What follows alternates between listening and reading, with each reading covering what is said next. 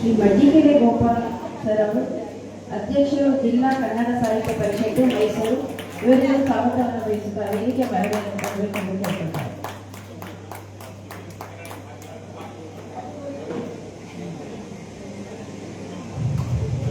ಶ್ರೀ ಅಂಶಿ ಪ್ರಸನ್ನಕುಮಾರ್ ಕಾರ್ಯನಿರ್ವಾಹಕ ಸಂಪಾದಕರು ಕನ್ನಡಪ್ರಭ ದಿನಪತ್ರಿಕೆ ಮೈಸೂರು ಇವರಿಗೆ ಸ್ವಾಗತವನ್ನು ವಹಿಸುತ್ತಾ ವೇದಿಕೆ ಮೇಲೆ ಬರಬೇಕೆಂದು ಕೇಳಿಕೊಳ್ತಾ ಇದ್ದಾರೆ.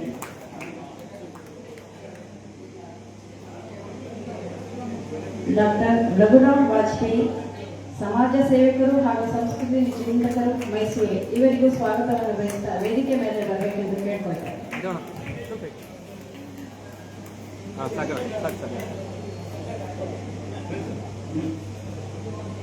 ಡಾಕ್ಟರ್ ಜಯಪ್ಪ ಹೊನ್ನಾಳಿ ನಾಡಿನ ಸುಪ್ರಸಿದ್ಧ ಕವಿಗಳು ಮೈಸೂರು ಇವರಿಗೆ ಸ್ವಾಗತವನ್ನು ಬಯಸುತ್ತಾ ವೇದಿಕೆ ಮೇಲೆ ಬರಬೇಕೆಂದು ಕೇಳಿಕೊಳ್ತಾರೆ.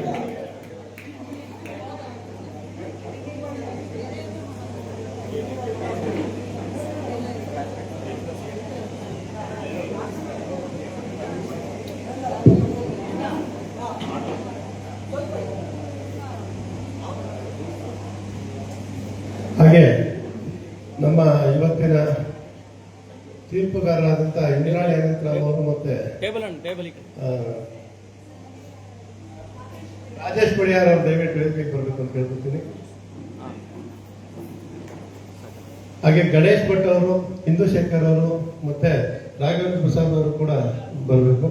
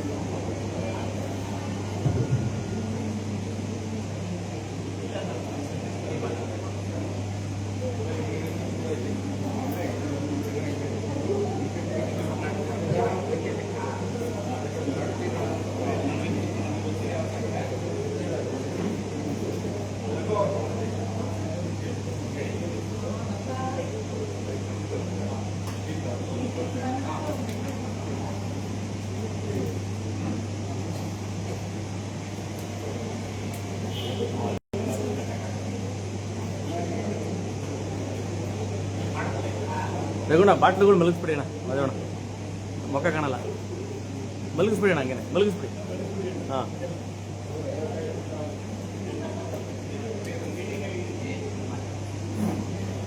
ಎಲ್ಲರಿಗೂ ನಮಸ್ಕಾರ. ದಯವಿಟ್ಟು ನಿಮ್ಮ ಮೊಬೈಲ್ಗಳನ್ನ ಸೈಲೆಂಟ್ ಮೋಡ್ನಲ್ಲಿ ಇಡಬೇಕಾಗಿ ಕೋರ್ತೇನೆ.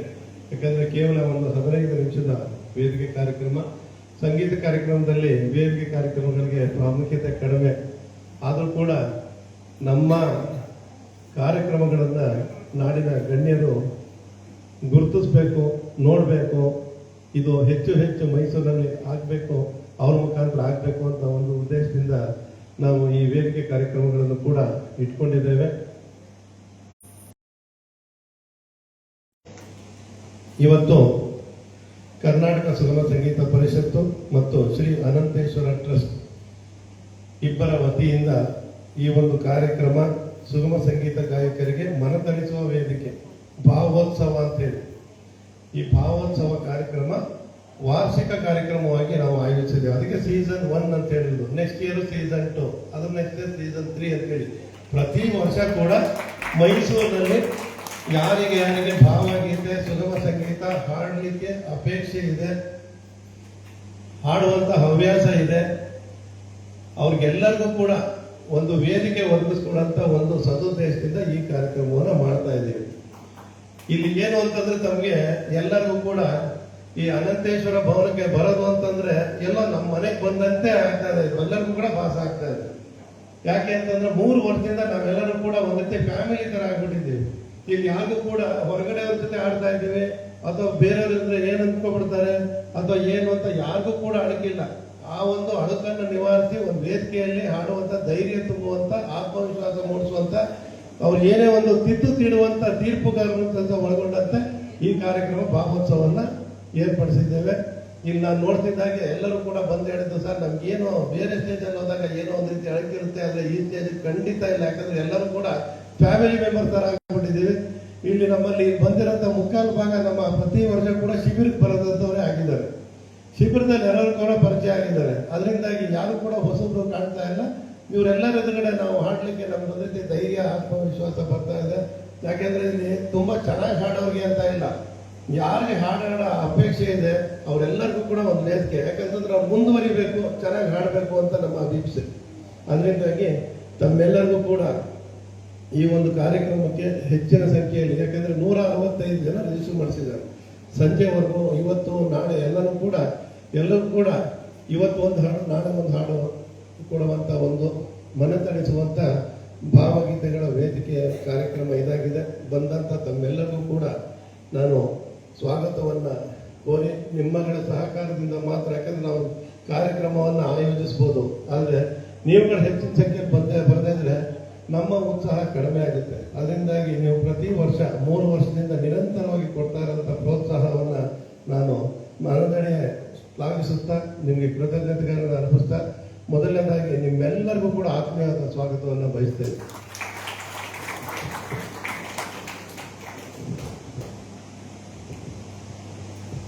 ಈ ವರ್ಷ ಈ ಭಾವೋತ್ಸವನ್ನ ಉದ್ಘಾಟಿಸಬೇಕು, ಅದನ್ನ ಯಾರಿಂದ ಉದ್ಘಾಟಿಸಬೇಕು ಅಂತೇಳಿ ಯೋಚನೆ ಮಾಡ್ತಿದ್ದಾಗ ನಾವು ಮೊದಲು ಯೋಚನೆ ಮಾಡೋದು ಈ ನಮ್ಮ ನಾಡಿನ ಸರ್ಕಾರದ ಅಧಿಕಾರಿಗಳನ್ನ. ಯಾಕಂತಂದ್ರೆ ಅವರಿಂದ ಪ್ರೋತ್ಸಾಹ ಹೆಚ್ಚಿನ ಮಟ್ಟದಲ್ಲಿ ಸಿಗುತ್ತೆ ಅಂತೇಳಿ. ನಮ್ಮ ಮೈಸೂರಿನ ಅದೃಷ್ಟರೇನೋ ಕನ್ನಡ ಮತ್ತು ಸಂಸ್ಕೃತಿ ಇಲಾಖೆಯಲ್ಲಿ ನಮಗೆ ಬೇಕಾದಂತ ಅಧಿಕಾರಿಗಳೇ ಬಂದಿದ್ದಾರೆ.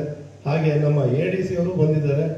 ಹಾಗೆ ಇನ್ನೊಬ್ರು ಅದೇ ರೀತಿ ಅಷ್ಟೇ ಎತ್ತರದ ಒಬ್ರು ಅಧಿಕಾರಿ ಸಮಾಜ ಕಲ್ಯಾಣ ಇಲಾಖೆಯಲ್ಲಿ ಬಂದಿದ್ದಾರೆ, ರಂಗೇಗೌಡರು ಅಂತೇಳಿ. ಅವರ ಸಾಧನೆಗಳನ್ನ ನೋಡಿದ್ರೆ ನಿಜವಾಗ್ಲೂ ಕೂಡ ಆಶ್ಚರ್ಯ ಆಗ್ಬೋದು. ಅವರು ಬರೀ ಒಬ್ರು ಅಧಿಕಾರಿ ಅಲ್ಲ, ಸುಗಮ ಸಂಗೀತದಲ್ಲಿ ರಾಜ್ಯ ಮಟ್ಟದ ಸ್ಪರ್ಧೆಯಲ್ಲಿ 2ನೇ ಸ್ಥಾನವನ್ನು ತೆಗೆದುಕೊಂಡವರು.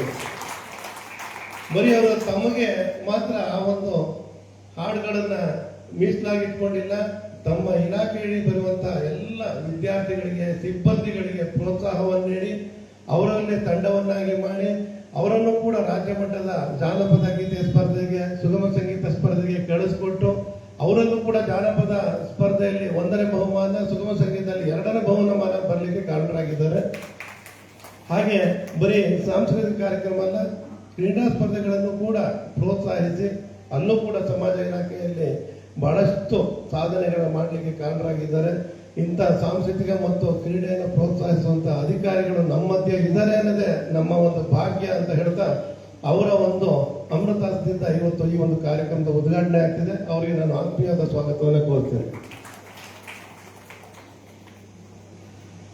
ಹಾಗೆ ನಮ್ಮ ಕನ್ನಡ ಸಾಹಿತ್ಯ ಪರಿಷತ್ನ ಅಧ್ಯಕ್ಷರಾದಂಥ ಮಡ್ಡಿಕೆರೆ ಗೋಪಾಲ್ ಅವರು ಅದು ಎಷ್ಟು ಕಾರ್ಯಕ್ರಮಗಳನ್ನ ಅಟೆಂಡ್ ಮಾಡ್ತಾರೋ ಗೊತ್ತಿಲ್ಲ. ದಿವಸಕ್ಕೆ 5 ಕಾರ್ಯಕ್ರಮ ಇದ್ರೆ 5 ಕಾರ್ಯಕ್ರಮಕ್ಕೂ ತಾಳ್ಮೆಯಿಂದ ಹೋಗಿ ಎಲ್ಲ ಕಡೆ ಮಾತನಾಡಿ ಎಲ್ಲರನ್ನ ಪ್ರೋತ್ಸಾಹಿಸುತ್ತಾ ಬರ್ತಾ ಇದ್ದಾರೆ.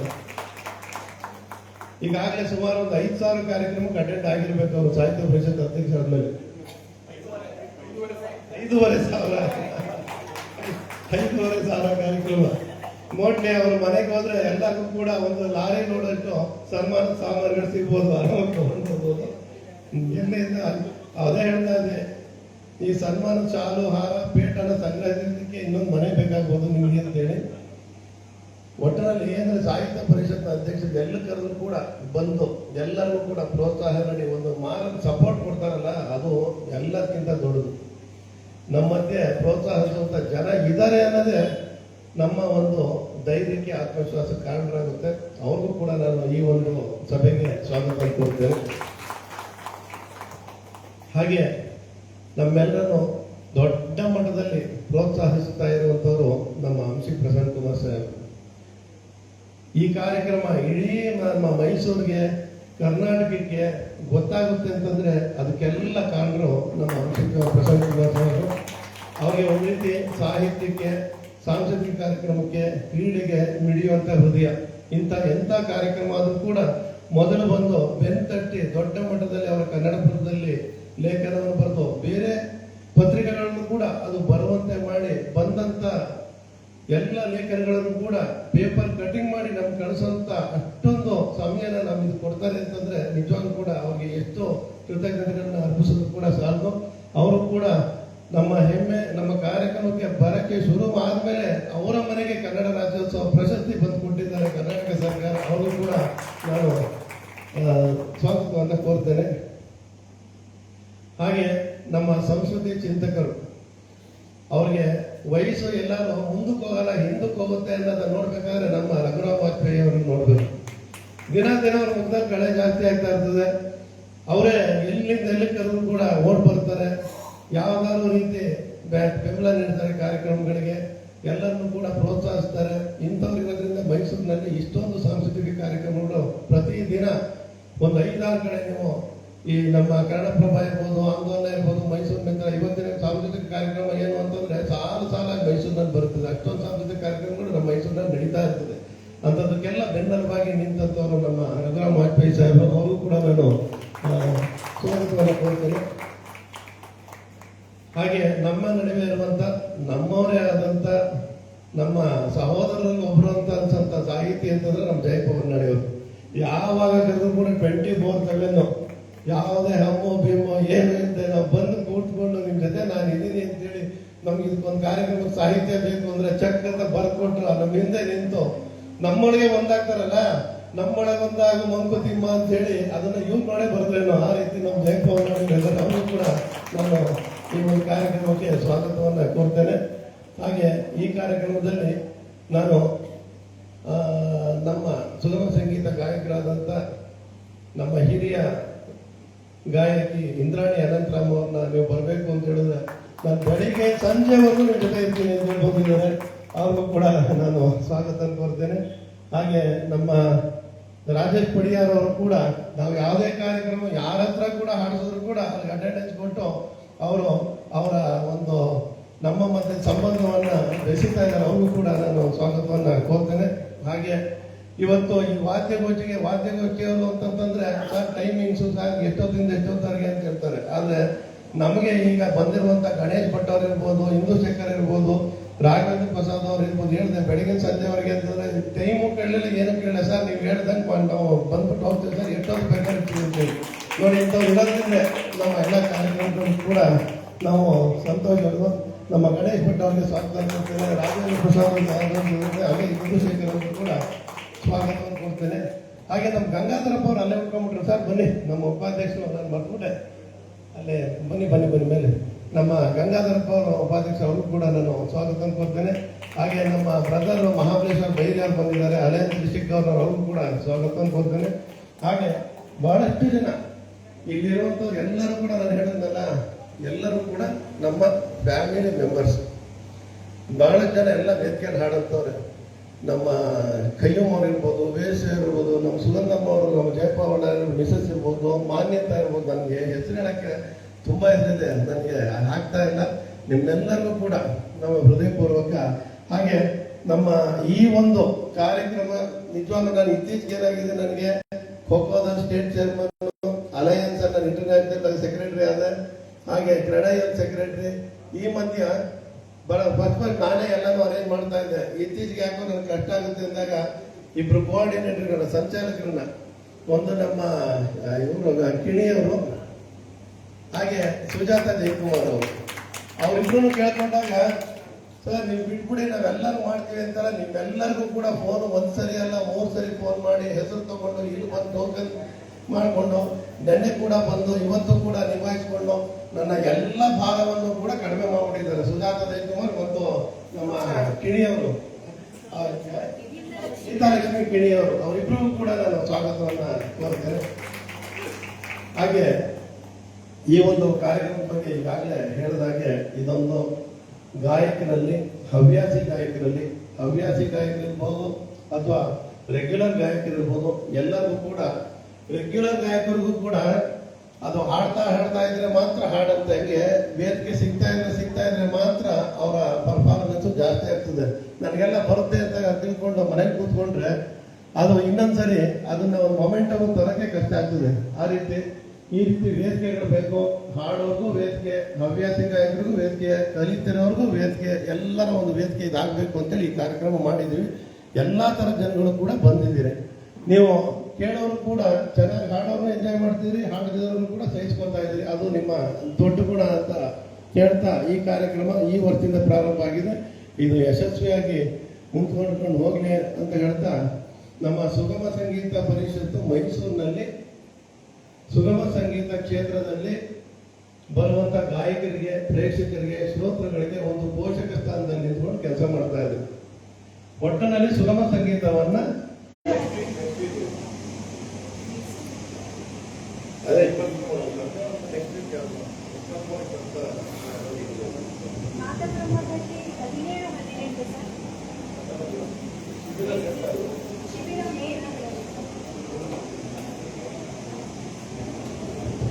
ಇಲ್ಲ ಮೇ 23, 24 NS ಪ್ರಸಾದ್ ಅವರು ಖ್ಯಾತ ಮ್ಯಾಂಡಲಿನ್ ವಾದಕರು, ಅವರು ಇಡೀ ಅಶ್ವಥ್ ಅವರ ಎಲ್ಲಾ ಕಾರ್ಯಕ್ರಮಗಳಿಗೂ ಕೂಡ ಅವರು ಸಂಗೀತ ಸಂಯೋಜನೆ ಮಾಡಿದಂಥವ್ರು. ಅವರು ಮೈಸೂರಿನವರೇ, ಅವರು ಖ್ಯಾತ ಮ್ಯಾಂಡಲಿನ್ ವಾದಕರು ಕೂಡ. ಅವರ ಒಂದು ನೇತೃತ್ವದಲ್ಲಿ ಈ ಶಿಬಿರ ನಡೀತಾ ಇದೆ. ಹಾಗೆ ಪ್ರತಿ ವರ್ಷ ಕೂಡ ಹವ್ಯಾಸಿ ಗಾಯಕರ ವೇದಿಕೆ ಕೂಡ ಪ್ರೋತ್ಸಾಹ ನೀಡುವ ದೃಷ್ಟಿಯಿಂದ ನವಕಾಯ ನವಗಾನ ಅಂತೇಳಿ ಆ ಕಾರ್ಯಕ್ರಮವನ್ನು ಮಾಡ್ತೇವೆ. ಹಾಗೆ ಸಾಹಿತಿಗಳ ಜೊತೆ ಕವಿಯೊಂದಿಗೆ ಕವಿತೆ ಕೇಳಿ ಅಂತೇಳಿ ಆ ಕಾರ್ಯಕ್ರಮಗಳನ್ನು ಕೂಡ ಮಾಡ್ತೇವೆ. ಹಾಗೆ ಖ್ಯಾತ ನಾವು ಮರೆಯಲಾದ ಮಹನೀಯರು ಅಂತೇಳಿ ಪ್ರತಿ ವರ್ಷ ದೊಡ್ಡ ದೊಡ್ಡ 4 ಕಾರ್ಯಕ್ರಮಗಳನ್ನ ತೆಗೆದುಕೊಳ್ಳುತ್ತೇವೆ. ಹಾಗೆ ಯುವ ಜನರಿಗೆ ಈ ಒಂದು ಸುಗಮ ಸಂಗೀತವನ್ನು ಬೆಳೆಸುವಂತ ದೃಷ್ಟಿಯಿಂದ ಕಾಲೇಜುಗಳಲ್ಲೂ ಕೂಡ ಅದನ್ನು ನಾವು ಕಂಡಕ್ಟ್ ಮಾಡ್ತಾ ಇದ್ದೇವೆ. ಈ ವರ್ಷ ಕೂಡ ನವಕಾಯ ನವಗಾನ ಅನ್ನೋದು ಮುಂದಿನ ತಿಂಗಳು ನಡೆಯುತ್ತೆ. ಅದಕ್ಕಿಂತ ಮುಂಚೆ ನಮ್ಮ ಜಯಪ್ಪ ಹೊನ್ನಾಳಿಯವರ ಒಂದು ಸಾಹಿತ್ಯದ ಒಂದು ದಿನವನ್ನು ಕೂಡ ಇಟ್ಕೊಂಡಿದ್ದೇವೆ. ಹಾಗೆ ಕಾವ್ಯಶ್ರೀ ಅವರ ಒಂದು ಕಾವ್ಯಗಾನ ಅಂತ ಹೇಳ್ಬಿಟ್ಟು ಅದನ್ನು ಕೂಡ ಇಟ್ಕೊಂಡಿದ್ದೇವೆ. ಒಟ್ಟಲ್ಲಿ ಸಾಹಿತಿಗಳಿಗೆ ಪ್ರೋತ್ಸಾಹ, ಗಾಯಕರಿಗೆ ಪ್ರೋತ್ಸಾಹ, ಹಾಗೆ ವಾದ್ಯಗೋಷ್ಠಿಯವರು ಕೂಡ ಪ್ರೋತ್ಸಾಹ. ಬರೀ ಪ್ರೋತ್ಸಾಹ ಕಾರ್ಯಕ್ರಮ ನೀಡೋ ಮುಖಾಂತರ ಅಲ್ಲ, ಪ್ರತಿ ವರ್ಷ ಕೂಡ ರಾಜ್ಯೋತ್ಸವ ಪ್ರಶಸ್ತಿಯನ್ನು ಸುಗಮ ಸಂಗೀತ ಪರಿಷತ್ತಿಂದ ಒಬ್ರು ಗಾಯಕರಿಗೆ, ಒಬ್ರು ವಾದ್ಯಗೋಷ್ಠಿಯವರಿಗೆ, ಹಾಗೆ ಸಾಹಿತಿಗಳು ಕೂಡ 3 ಪ್ರಶಸ್ತಿ ನಾವು ಪ್ರತಿ ವರ್ಷ ಕೊಡೋದು. 3 ಜನರಿಗೆ ಮಾತ್ರ ಕೊಡೋದು. ಅದರಲ್ಲಿ ಈ ವರ್ಷ ನಾವು ಇಲ್ಲಿರುವಂತ ಗಣೇಶ್ ಭಟ್ರು ಕೊಟ್ಟಿದ್ದೀವಿ, ಇಂದುಶೇಖರ್ ಅವ್ರು ಕೊಟ್ಟಿದ್ದೀವಿ, ಜಯಪ್ಪ ಹೊನ್ನಾಳಿ ಅವ್ರು ಕೊಟ್ಟಿದ್ದೀವಿ. ಹಾಗೆ ಪ್ರತಿ ವರ್ಷ ಕೂಡ ನಾವು ಒಬ್ಬೊಬ್ರು ಗಾಯಕರಿಗೆ, ಒಬ್ಬರು ಸಾಹಿತಿಗಳಿಗೆ, ಒಬ್ಬರು ವಾದ್ಯಗೋಷ್ಠಿಯವರು ಕೊಡ್ತಾ ಇದ್ದೀವಿ. ಒಟ್ಟಿನಲ್ಲಿ ಎಲ್ಲಾ ದಿಕ್ಕಿನಲ್ಲೂ ಕೂಡ ಸುಗಮ ಸಂಗೀತವನ್ನು ಪ್ರೋತ್ಸಾಹ ಮಾಡುವಂತ ಒಂದು ಉದ್ದೇಶದಿಂದ ನಾವು ಈ ಒಂದು ಸುಗಮ ಸಂಗೀತ ಪರಿಷತ್ತು ಕಾರ್ಯನಿರ್ವಹಿಸ್ತಾ ಇದೆ. ಈ ಸುಗಮ ಸಂಗೀತ ಪರಿಷತ್ಗೆ ಎಲ್ಲ ರೀತಿಯ ಬೆಂಬಲವನ್ನ ನಮ್ಮ ಶ್ರೀ ಅನಂತೇಶ್ವರ ಟ್ರಸ್ಟ್ ಕೊಡ್ತಾ ಇದೆ. ಈಗ ಈ ಅನಂತೇಶ್ವರ ಟ್ರಸ್ಟ್ ನ ಈ ಪ್ರಾಂಗಣ, ಈ ಸಭಾಂಗಣ ಏನಿದೆ ಅದು ಕೂಡ ಟ್ರಸ್ಟ್ ಕೊಟ್ಟಿರೋದು. ಜೊತೆಗೆ ಇವತ್ತಿನ ಊಟ ಎಲ್ಲದ ವ್ಯವಸ್ಥೆ ಕೂಡ ಅನಂತೇಶ್ವರ ಟ್ರಸ್ಟ್ ನಿಂದ ಮಾಡಿರ್ತದ್ದು. ನೀವು ಕೊಡುವಂತ 100 ರೂಪಾಯಿ ಸಿಂಬಲ್, ಇದು ಬರೀ ಬ್ಯಾಕ್ ಕ್ಲಾಪ್, ಮೈಕ್ ಇದಕ್ಕೂ ಕೂಡ ಆಗಲ್ಲ. ಬಟ್ ಮಿಕ್ಕಿದೆಲ್ಲವೂ ಕೂಡ ಅನಂತೇಶ್ವರ ಟ್ರಸ್ಟ್ ವಹಿಸ್ಕೊಂಡು ಮಾಡ್ತಾ ಇದೆ. ಪ್ರತಿಯೊಂದು ಕಾರ್ಯಕ್ರಮದ ಹಿಂದೆ ಸುಗಮ ಸಂಗೀತ ಪರಿಷತ್ ಹಿಂದೆ ಇದು ಅನಂತೇಶ್ವರ ಟ್ರಸ್ಟ್ ನ ಬೆಂಬಲ ಇದೆ ಅಂತ ಹೇಳ್ತಾ, ಇನ್ನೊಂದು ನಾವು ಶಿಬಿರ ಮಾಡಿ ಕಲಿಸ್ಕೊಡ್ತೀವಿ, ನಿಮ್ಗೆಲ್ಲ ವೇದಿಕೆ ಕೊಡ್ತೀವಿ, ಹಾಗೆ ಸಾಹಿತ್ಯಗಳಿಗೆ ಪ್ರೋತ್ಸಾಹ ಮಾಡ್ತೀವಿ. ಇದ್ರ ಮಧ್ಯೆ ಇನ್ನೊಂದು ಕೂಗು ಸರ್, 2 ದಿನದ ಶಿಬಿರದಿಂದ ಏನೋ ಒಂದು ಹಾಡು ಕಲಿಬಹುದು, ಅದನ್ನ ಆಡ್ತೀವಿ. ಅದ್ರ ಬೇಸಿಕ್ ಇಂದ ಕಲಿಬೇಕು, ನಾವು ಅತ್ಯುತ್ತಮ ಗಾಯಕರಾಗಬೇಕು, ಅದ್ರ ಬಗ್ಗೆ ಕೂಡ ಏನಾದ್ರೂ ಒಂದು ಮಾಡಿ ಅಂತೇಳಿ ಬಹಳಷ್ಟು 2 ವರ್ಷದಿಂದ ನನಗೆ ಬಹಳಷ್ಟು ಜನರು ಕೋರ್ಕೊಳ್ತಾನೆ ಇದ್ರು. ಇದರ ಪರಿಣಾಮವಾಗಿ ನಾನು ಗಂಗೂಬಾಯಿ ಹಾನ್ಕಲ್ ಮ್ಯೂಸಿಕ್ ಯೂನಿವರ್ಸಿಟಿ ಅವ್ರ ಜೊತೆಗೆ ಕಾಂಟ್ಯಾಕ್ಟ್ ಮಾಡಲಾಗಿ ಅವರು ನಿಮ್ಗೆ ನಾವು ಬೆಂಬಲ ಕೊಡ್ತೀವಿ, ನೀವು ಮಾಡಿ ಅಂತ ಹೇಳಿದ್ರು. ಅದರ ಪರಿಣಾಮ ಅವರ ಜೊತೆ ಅವರದೇ ಯೂನಿವರ್ಸಿಟಿ ನಾವು ಅಫಿಲಿಯೇಷನ್ ತಗೊಂಡು ಅನಂತೇಶ್ವರ ಟ್ರಸ್ಟ್ ಅವರಲ್ಲಿರುವಂತ ಸರ್ಟಿಫಿಕೇಟ್ ಮತ್ತು ಡಿಪ್ಲೊಮಾ ಕೋರ್ಸ್ಗಳನ್ನ ನಡೆಸ್ತಾ ಇದ್ದೀವಿ. ಮೇ 1ರಿಂದ ಅದು ಕೂಡ ಪ್ರಾರಂಭ ಆಗುತ್ತೆ. ಈಗಾಗಲೇ ಸುಮಾರು 20 ಜನ ಎನ್ರೋಲ್ ಮಾಡಿದ್ದಾರೆ. 30 ಜನಕ್ಕೆ ಅವಕಾಶ ಇದೆ. ಇದೇ ಸಭಾಂಗಣದಲ್ಲಿ ಪ್ರತಿ ವಾರ 3 ದಿನ ಆ ಕಾರ್ಯಕ್ರಮ ನಡೆಯುತ್ತೆ. ಫೀಸು ಕೂಡ ತುಂಬಾ ಕಡಿಮೆ, ಫ್ಲೆಕ್ಸಿಬಲ್ ಆಗಿ ಇಟ್ಟಿದ್ದೀವಿ. ನಮ್ಗೇನಂದ್ರೆ ಒಟ್ಟಿನಲ್ಲಿ ಯಾರ್ಯಾರು ಕಲಿತಾರೋ ಅವ್ರಿಗೆಲ್ಲರಿಗೂ ಕೂಡ ಕಲ್ಸ್ಕೊಡಂತ ಒಂದು ವೇದಿಕೆ ಇದಾಗಬೇಕು ಅಂತೇಳಿ ಈಗಾಗಲೇ ನಾವು ಅನೌನ್ಸ್ ಮಾಡಿದಂಗೆ ನಿತಿನ್ ರಾಜಾರಾಮ್ ಶಾಸ್ತ್ರಿ ಅವರು ಇರ್ಬೋದು, ಇಂದ್ರಾಣಿ ಅನಂತರಾಮ್ ಅವರು ಇರ್ಬೋದು, ರಶ್ಮಿ ಚಿಕ್ಕಮಗಳೂರವರು, ಹಾಗೆ ಪುರುಷೋತ್ತಮ್ ಅವರು, ಇವತ್ತು ರಾಜೇಶ್ ಪಡಿಯಾರ್ ಕೂಡ ನಾನು ಬಂದು ಹೇಳ್ಕೊಡ್ತೀನಿ ಅಂತಂದ್ರು. ಇವರೆಲ್ಲರ ಒಂದು ಗಾನ ಸುದ್ದಿಯಲ್ಲಿ ನೀವೆಲ್ಲರೂ ಕೂಡ ಅತ್ಯುತ್ತಮವಾಗಿ, ಯಾಕಂದ್ರೆ ಟೀಚರ್ಸ್ಗಳು ತುಂಬಾ ಚೆನ್ನಾಗಿರೋರು ಸಿಗೋದು ಕಷ್ಟ. ಆದ್ರೆ ನಾವು ಪರಿಷತ್ ಅವ್ರು ಕರೆದಾಗ ಅವರೆಲ್ಲರೂ ಕೂಡ ಬಂದು ಹೇಳ್ಕೊಡ್ತಾ ಇದ್ದಾರೆ. ಇದನ್ನ ಉಪಯೋಗಿಸ್ಕೊಳ್ಳಂತ ಸಮಯ ಮತ್ತು ಮನಸ್ಸು ನಿಮ್ದಾಗಬೇಕು. ಯಾಕಂದ್ರೆ ನಾವು ಪ್ರೋತ್ಸಾಹ ಕಾರ್ಯಕ್ರಮ ಮಾಡ್ತೀವಿ, ಅದನ್ನ ಬೆಂಬಲಿಸಬೇಕಾದಂಥವ್ರು ನೀವು, ಪ್ರೋತ್ಸಾಹ ಕೊಡಬೇಕಾದಂಥವ್ರು ನೀವು ಅಂತ ಹೇಳ್ತಾ ಅದನ್ನ ಇಲ್ಲೇ ನಮ್ಮ ಇಲ್ಲೊಂದು ಕೌಂಟರ್ ಓಪನ್ ಮಾಡಿದ್ವಿ. ಡಿಪ್ಲೊಮಾ ಮತ್ತೆ ಸರ್ಟಿಫಿಕೇಟ್ ಯಾರು ಎನ್ರೋಲ್ ಮಾಡಿಸ್ಕೊಳ್ತಿರೋ ಇಲ್ಲೇ ಎನ್ರೋಲ್ ಮಾಡಿಸ್ಕೊಡ್ಬೋದು. ಒಂದು ಫೋಟೋ ಮತ್ತು ID ಕಾರ್ಡು ಜೊತೆಗೆ ಅಡ್ಮಿಷನ್ಗೆ 5,000 ರೂಪಾಯಿ ಕೊಟ್ಟರೆ ಇಲ್ಲೇ ನಾವು ಅದನ್ನ ಅಡ್ಮಿಟ್ ಮಾಡ್ಕೊಳ್ತೀವಿ. ಯೂನಿವರ್ಸಿಟಿ ಸರ್ಟಿಫಿಕೇಟ್ ಇದು, ಬೇರೆ ಪ್ರೈವೇಟ್ ಶಾಲೆಗಳದೆಲ್ಲ. ನಮ್ಮ ಮ್ಯೂಸಿಕ್ ಯೂನಿವರ್ಸಿಟಿ ಕರ್ನಾಟಕ ಅಪ್ರೂವ್ಡ್ ಮತ್ತು UGC ಅಪ್ರೂವ್ಡ್ ಯೂನಿವರ್ಸಿಟಿ ಸರ್ಟಿಫಿಕೇಟ್ನ ನಿಮಗೆ ಕೊಡ್ತೀವಿ ಅಧಿಕೃತವಾದ. ನೀವು ಅದನ್ನು ಎಲ್ಲಿ ಬೇಕಾದ್ರೂ ಉಪಯೋಗಿಸ್ಕೋಬೋದು ಅಂತ ಹೇಳ್ತಾ ನಿಮ್ಮೆಲ್ಲರ ಬೆಂಬಲಕ್ಕೆ ಮತ್ತೊಮ್ಮೆ ನಾನು ಕೃತಜ್ಞತೆಗಳನ್ನ ಅರ್ಪಿಸ್ತಾ ಸ್ವಾಗತಿಸ್ತಾ ನಮ್ಮ ಇವತ್ತಿನ ಕಾರ್ಯಕ್ರಮದ ದೀಪವನ್ನು ಬೆಳಗಬೇಕು ಅಂತೇಳಿ ರಂಗೇಗೌಡರ ನೇತೃತ್ವದಲ್ಲಿ ವೇದಿಕೆಯಲ್ಲಿರುವಂಥ ಎಲ್ಲ ಗಣ್ಯರನ್ನು ಕೂಡ ಆಹ್ವಾನಿಸ್ತಾ ಇದ್ದೇವೆ.